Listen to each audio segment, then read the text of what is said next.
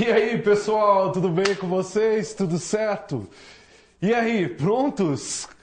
Começando a última semana, é isso mesmo? Estão tão animados quanto eu? Vocês estão tão animados quanto eu? Não. Bastante, tem que tomar Ritalina, hein? Pelo amor de Deus, hein? Calma aí, você... Tem que animar, pessoal, última semana. O que ele bebeu antes de começar? Você tomou o que? Vitamina? Eu quero animar os nossos alunos, eu quero entrar no clima deles. Bom, eu espero que vocês estejam nesse clima, né, pessoal? Enfim, brincadeiras à parte, é muito importante que vocês tenham chegado nessa última semana assim, né? Claro, cansados, estafados, desgastados, quem não está, né? Estávamos aqui conversando antes de começar as aulas e a gente está sentindo todo o peso do ano também, mas tem que achar essa animação aí dentro de vocês, né, pessoal? Tem que achar essa vontade, porque o momento é importante, a prova é importante, vocês bem melhor do que nós sabem do que essa prova é capaz de fazer para vocês, para o futuro de vocês. E claro, se vocês chegarem no dia da prova, nessa última semana mais especificamente, assim, cansados ou muito ansiosos, ou muito, assim, preocupados com o que vai ser da prova, isso não é bom para você, ok? Isso não vai te ser útil, ok? Na resolução da prova. Então, é isso aí, ó. Tem que chegar agora nessa última semana animado, com vontade, ok? E procurando, então, descansar de todo o seu empenho, de todo o seu esforço, de todo o seu estudo ao longo do ano e aparando as arestas. Legal? Aparando as arestas, cuidando aí dos últimos preparativos para a prova, porque não adianta, se você tentar dar conta de coisa que você não deu conta ao longo do ano, você não só não tem tempo para isso, como isso vai te deixar mais preocupado, isso vai te deixar mais ansioso e não é o momento, ok? Então, o momento de respirar fundo e se divertir. Né? E se divertir lá na prova, não é isso, pessoal? Em relação ao que você está falando, por exemplo, né? O que eu aconselharia aos meninos? Você que é mãe de uma aluna que vai fazer exatamente. A prova, né, O que eu tenho dito para minha filha? Eu falo, olha, agora não adianta querer achar que aquilo que não foi compreendido passa a ser. Então eu aconselhei a Bárbara a focar na questão da redação. Há milhares de sites aí reconhecidos que apontam possibilidades de temas do Enem, né? Inclusive aqui no Paraná nós estávamos conversando que 2 universidades trabalharam com o mesmo tema, né? Da questão das biografias não autorizadas, que tem uma série de conceitos que poderiam ser estabelecidos a partir daí, mas entender esse universo de notícias atuais, né? Até para que ele possa trazer fundamentação, para que ele possa dissertar, ter uma tese a respeito daquela questão. Maravilha. Já vou fazer uma referência a essa leitura de temas atuais, porque é o tema da nossa aula de hoje também. Acho que Paulinho. Como a gente já conversou, acho que é tema de redação, falando sobre sustentabilidade, né? Novamente, não sei se já caiu, deve ter caído já alguma coisa, né? Então, acho que vale a pena, já que teve um grande problema de falta de água em São Paulo, né? Acho que, né, como os vestibulares gostam de cobrar temas atuais e, né, como a prova do Enem não foi feita agora recentemente, foi feita há um bom tempo atrás, então acho que vale a pena o aluno, né, ter aquelas palavras, as palavras mais chaves de sustentabilidade, né, a parte sobre falta de água, o que isso implicaria nas questões socioambiental, sociopolítico-cultural, sei lá o que pode ser, né, feito o link com todas essas palavras, essas características, acho que vale a pena, né? Porque, cara, eu penso que Enem, a prova lá de Ciências da Natureza, eu vou puxar para o meu lado aqui, 45 questões, cara, o aluno vai e acerta, né? Nos trancos e barrancos, pelo que a gente passou durante todos esses meses aí que a gente está conversando junto, eu acho que ele lembra, ele consegue, né, ver aquela questão, como diz um grande amigo meu, quando a resposta ela soa bacana, né? Não tem aquele entrave no meio, acho que vale a pena o aluno, por mais que ele não saiba daquela questão, acho que aquilo quando soa legal, referente ao texto que está sendo colocado, abordado, eu acho que vale a pena o aluno marcar aquela alternativa. né? E o mais de tudo, já vi de muita gente aí contabilizando os pontos, né, da prova do Enem, as provas objetivas e a redação. Meu amigo, meu querido, é com ela ali, ó. É com ela ali. Nota mil. A nota dela lá, cara. Esqueça tudo de química, sociologia, que se quiser, mas vá bem em redação. É verdade, é verdade. Mas estamos pessoal. apostando nessa temática da água faz um tempo, Leonardo. Que bom. Que bom. Os professores de redação, eles estão pensando nessa possibilidade, mas ainda não acertamos, né? Mas a questão é sempre relacionada ao indivíduo, à sociedade, ao governo. São temas sociais, né, que estão presentes na redação do Enem. Não adianta adivinhar. E uma dica para quem abriu a prova do Enem. Não sabe absolutamente nada sobre aquele tema. O que você faz? Trabalhe com os excertos.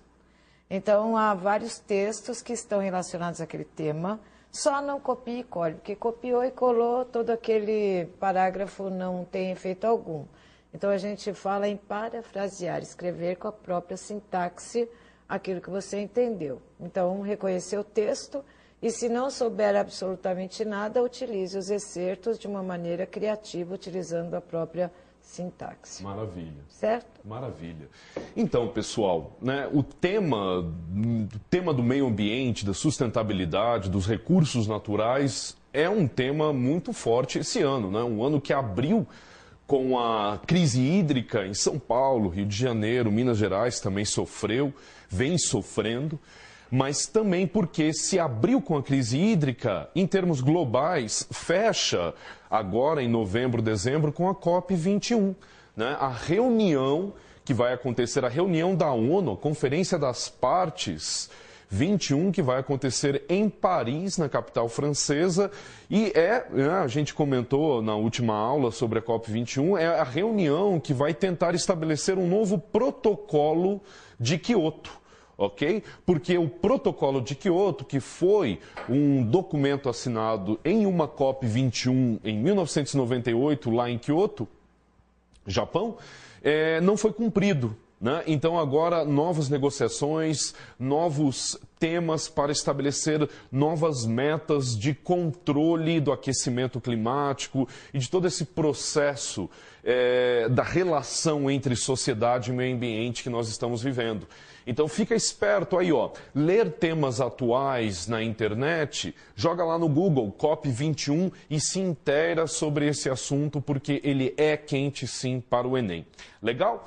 Bom, é isso, pessoal. Nós estamos aqui há, então, 4 meses praticamente, né, fazendo a nossa conversa, resolvendo questões, dando dicas, tentando te dar algumas balizas para a prova do Enem.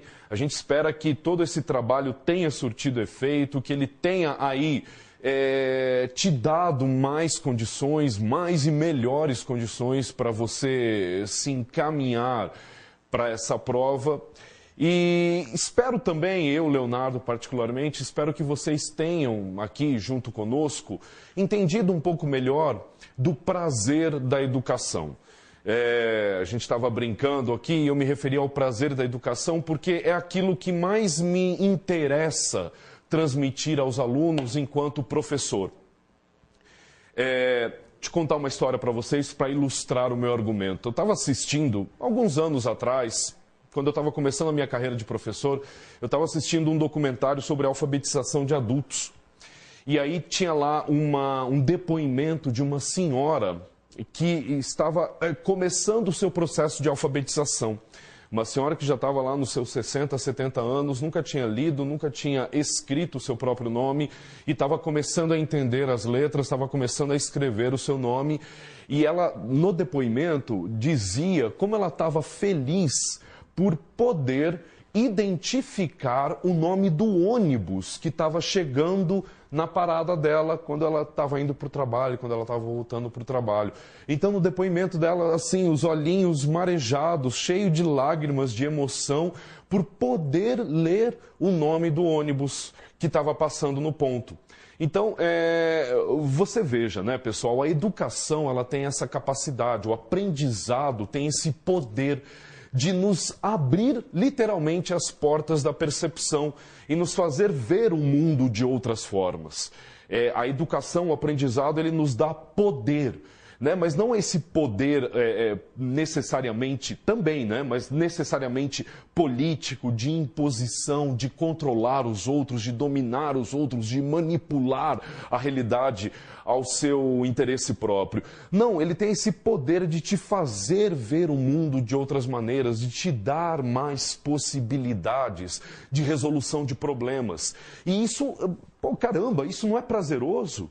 Isso é extremamente prazeroso, isso é gostoso, isso é divertido, isso te faz bem. E se todos nós soubéssemos ver a educação e o aprendizado dessa maneira, isso nos faria um bem social imenso, enorme.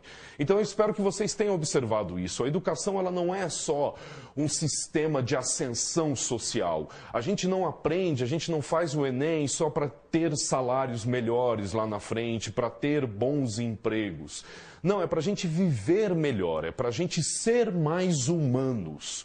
Porque é por meio desse aprendizado, é por meio desse esforço intelectual, até mesmo corporal, que a gente, enfim, né, deixa de ser bicho.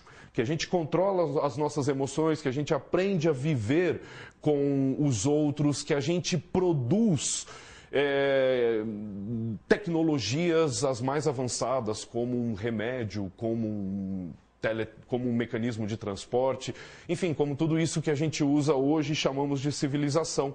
Então, bem-vindos. Espero que vocês tenham, aqui junto com as nossas aulas, percebido um pouquinho desse prazer do aprendizado. Legal? Eu costumo brincar com os meus colegas professores que nós somos engenheiros. Nós, professores, somos engenheiros. E a tecnologia mais avançada somos nós que produzimos, ok? Que é o ser humano. É a tecnologia do ser humano que nós produzimos. Então eu espero que vocês tenham embarcado nessa produção tecnológica conosco, né? É isso, é fazer os seres humanos perceber o mundo ao seu redor de múltiplas formas, legal? De variadas formas. Isso é bem divertido.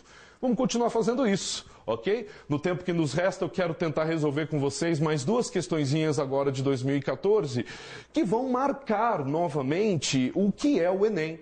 Porque na prova de ciências humanas, e aí você pode usar muito do nosso conhecimento para a redação, é basicamente, pessoal, uma leitura de cotidiano. É isso que o Enem vai te cobrar agora, sábado. Ele quer saber se você sabe olhar para o seu cotidiano e entender o que está acontecendo. O que eu estou chamando de cotidiano aqui para você?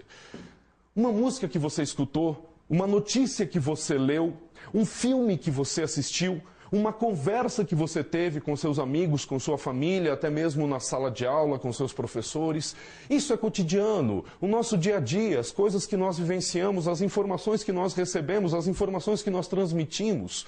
Então, como é que eu entendo esse cotidiano? Como é que eu leio esse cotidiano? Como é que eu me porto? Como é que eu me posiciono diante desse cotidiano? É isso que o Enem vai cobrar de você na prova de ciências humanas.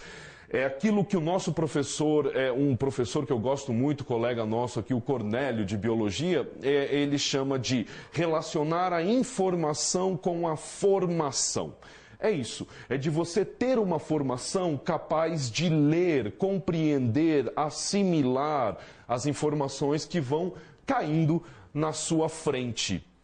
E nós, professores, não estaremos lá quando essas informações se depararem com você. Então você tem que estar preparado, você tem que dominar essa formação para saber decodificar toda essa informação que apresentará-se.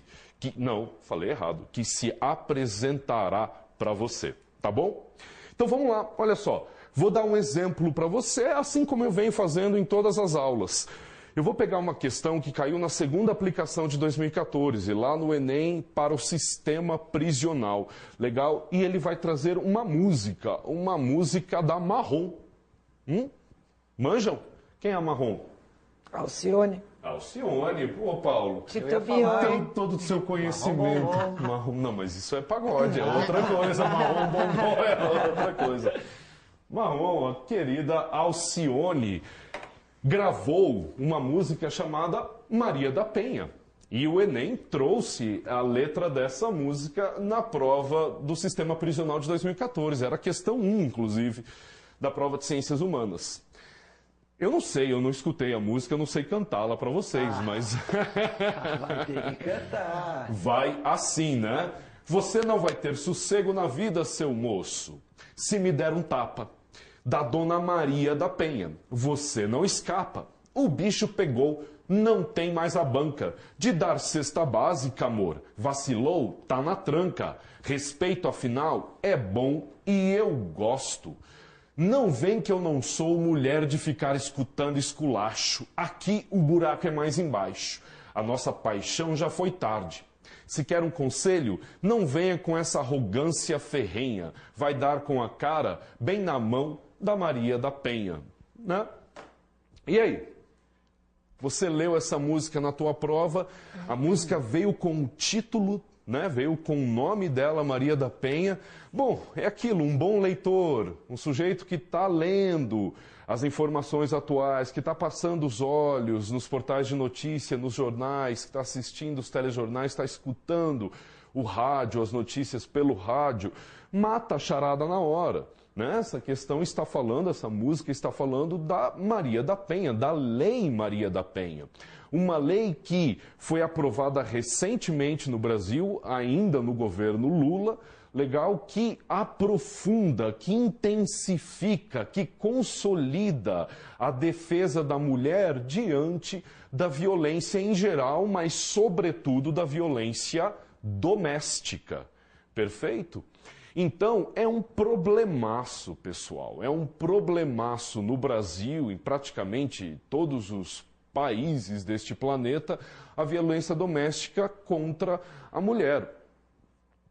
Por uma razão, infelizmente, bem simples de entender. Porque o homem se viu, se achou, e muitas vezes as mulheres acreditaram nisso, que ele é mais forte, que ele é mais poderoso do que as suas companheiras. Então, na cabeça de muitos homens, é como se eles tivessem mais direitos perante a mulher. É como se eles pudessem fazer o que bem quisessem e a mulher aceitar. Legal? Não, nem um pouco legal. Essa era uma cultura que vinha acontecendo por muito tempo no Brasil e que infelizmente ainda acontece. Ora, quem vai acabar com essa cultura? Quem vai tentar controlar essa cultura? Quem vai tentar dissolver essa cultura que nós podemos chamar aí, ó, caderninho do Leonardo, anota aí, essa cultura de dominação masculina. Ok? Essa cultura em que o homem se vê mais forte, mais poderoso, com mais direito do que as mulheres. Bom, inicialmente, quem tem que começar com esse processo de mudança cultural é o governo, ok? É a lei, ok? Por quê? Porque isso está errado. As leis dizem que isso está errado. Agora, a questão é transformar as nossas relações sociais, o nosso cotidiano, de acordo com essa lei. Porque é isso, nós temos as leis, mas infelizmente as pessoas não as seguem. Então, vamos fazer com que essa lei se transforme em algo mais efetivo. E foi aí que surgiu a Lei Maria da Penha. Okay? Maria da Penha, em razão da mulher, okay? Da pessoa Maria da Penha, que sofreu muito com o seu marido. Se eu não me engano, ela chegou a ficar na cadeira de rodas, ela ficou paraplégica em razão de toda a violência que sofreu do marido. E a questão da Maria da Penha é que ela não ficou quieta.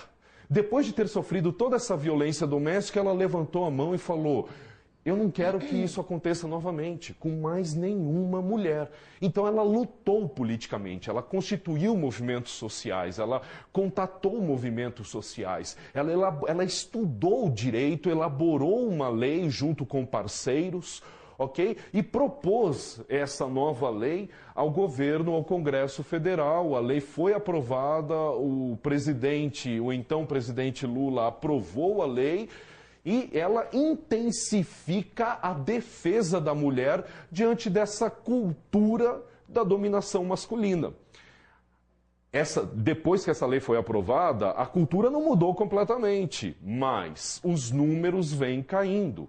E mais importante do que isso, com essa lei, é claro, as coisas não estão resolvidas ainda, mas as mulheres do Brasil se sentem mais amparadas, ok? De procurar uma delegacia, de denunciar o seu marido, de ter a quem recorrer, porque muitas vezes nas pequenas cidades, na área rural, as mulheres não têm a quem recorrer. Elas não têm a quem procurar e muitas vezes elas ficam caladas, com medo. O que eu vou fazer? Para onde eu vou? Que tipo de amparo, que tipo de ajuda eu tenho?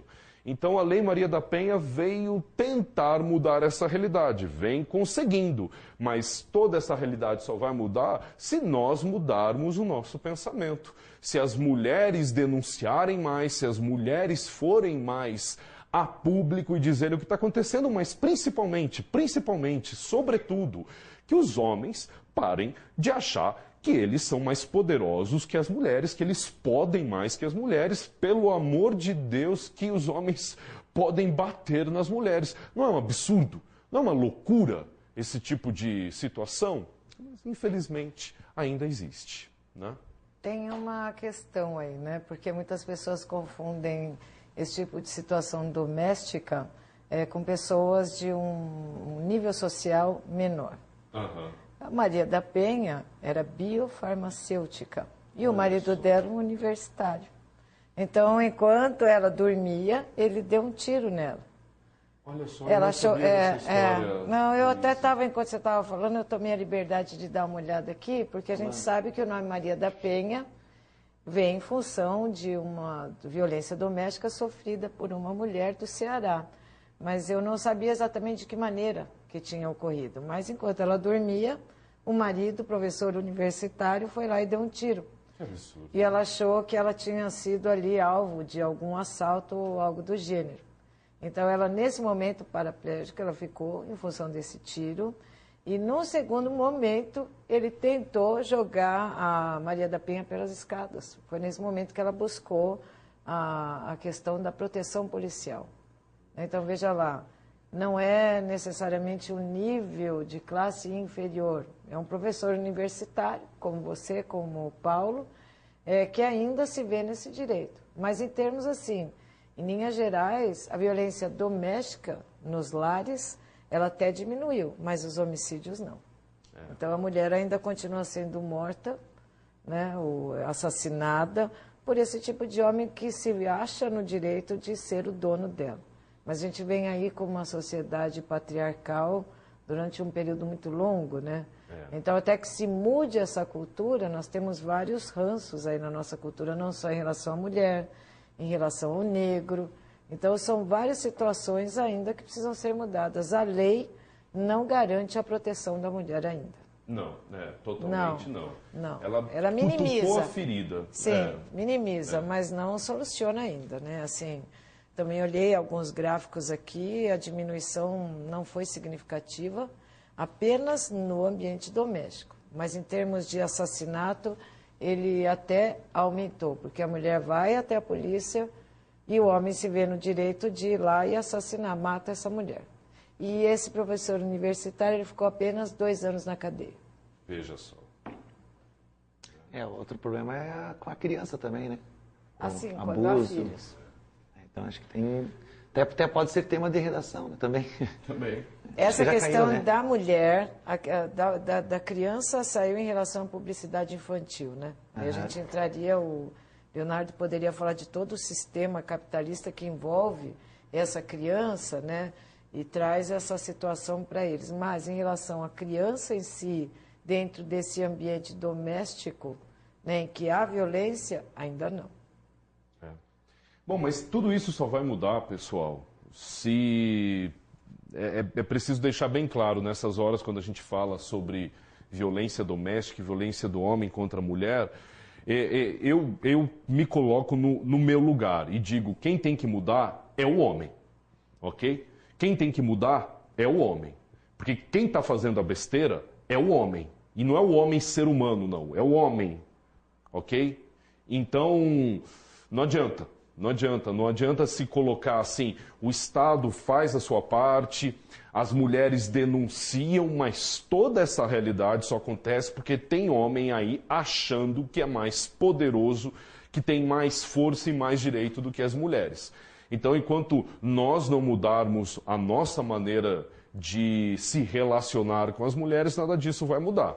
E eu espero, sinceramente, que essa lei seja mais intensificada, que essa lei seja mais fiscalizada e que ela denuncie, que ela julgue, que ela condene mais ainda os homens. Essa é a nossa função. Agora, como é que isso vai acontecer?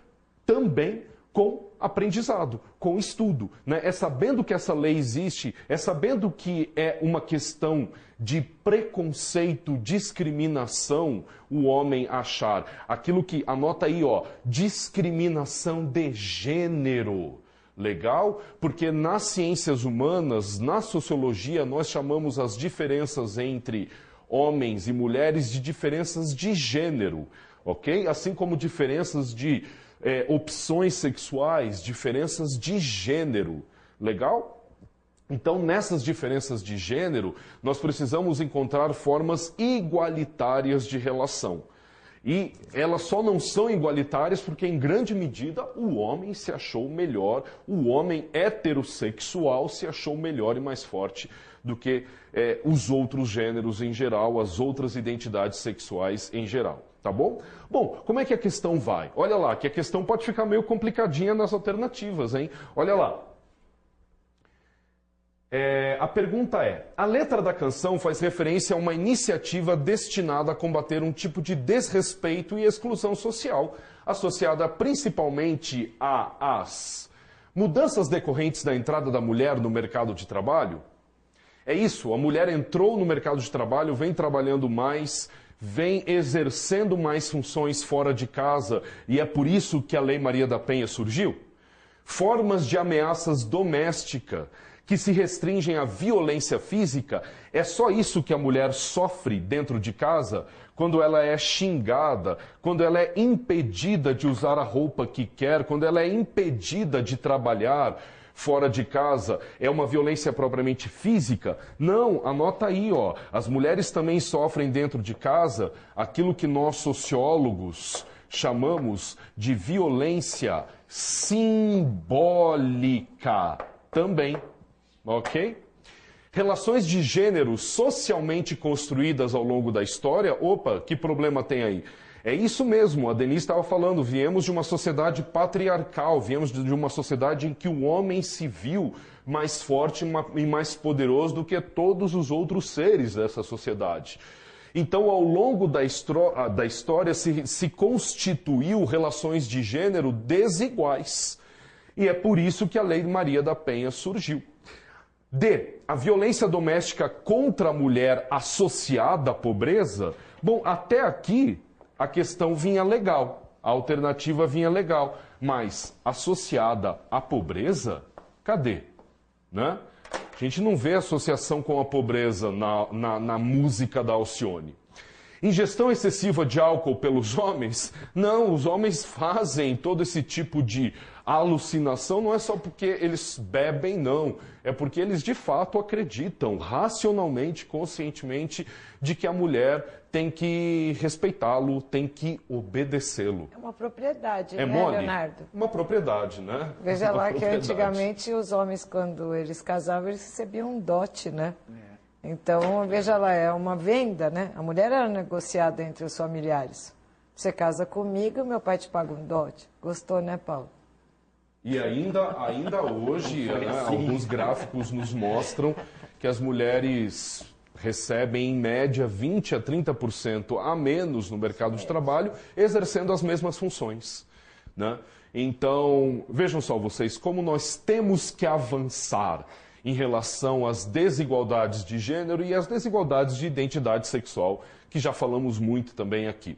Legal? É isso, pessoal. Resolver o Enem é isso. É você pegar uma música que de repente você está lá escutando o rádio e toca e observar que há uma série de formações históricos, sociais, culturais, geográficas, filosóficas, exercendo sua influência, seu impacto na formação daquela realidade. Legal? Olha só, para terminar, nesses últimos 5 minutos, uma questão sobre movimentos sociais, que também é um tema quente para o Enem, é um tema que vai aparecer na prova de Ciências Humanas do Enem. Olha só, deixa eu ler o texto rapidinho com vocês. O próprio movimento operário não pode ser reduzido a conflitos de interesses econômicos ou a uma reação contra a proletarização. Ele é animado por uma imagem de civilização industrial, pela ideia de um progresso das forças de produção utilizado para o bem de todos. O que é bem diferente da utopia igualitarista simples, pouco preocupada com as condições de crescimento. Cara, se você é um bom leitor, você bateu os olhos nesse texto e você percebeu o seguinte: o movimento operário é o movimento dos trabalhadores das indústrias que surgiu com o surgimento do capitalismo desde lá do século XVIII. Perfeito? Esse movimento operário, segundo o texto, não luta contra a indústria, não luta contra a civilização, contra o desenvolvimento tecnológico. Ele luta para que a riqueza produzida por esse desenvolvimento tecnológico seja mais igualitária, seja melhor distribuída. Por quê? Porque no entendimento desse movimento operário, os donos das indústrias ou os donos do sistema financeiro, os grandes banqueiros, ok? Ficam com a maior parte da riqueza produzida pela nossa economia, basicamente indústria. Legal? Então, o que eles querem? Eles querem distribuir de uma maneira mais igualitária essa riqueza. É por isso que eles lutam, é por isso que eles articulam suas ações políticas. Maravilha? Então você tem que bater os olhos num texto desse e fazer essa leitura rápida, mecânica, intuitiva, sem perder tempo. Sem perder tempo, vai para as alternativas. Olha lá, ó. Considerando a caracterização apresentada pelo texto, a busca pela igualdade pressupõe o quê? O estímulo da luta política? A adoção, luta política? Será que é isso que o texto nos disse? Essa alternativa ela até está parcialmente correta, tá bom? Mas você lendo o texto, você acha que o texto está falando em uma união, né? Dizendo que o movimento operário joga pelo mesmo jogo da indústria, né? O que eles querem é uma redistribuição de renda, mas eles não querem ser contra a indústria. Então, será que seria correto falar em uma luta, um estímulo da luta? Adoção da ideologia marxista, mas a ideologia marxista está jogando para o comunismo.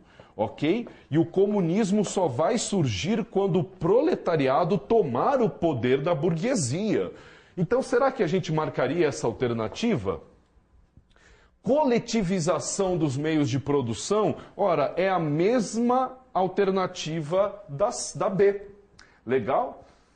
Aprofundamento dos conflitos sociais é o mesmo caso da alternativa A. Aprofundar a luta, estimular a luta é aprofundar os conflitos sociais.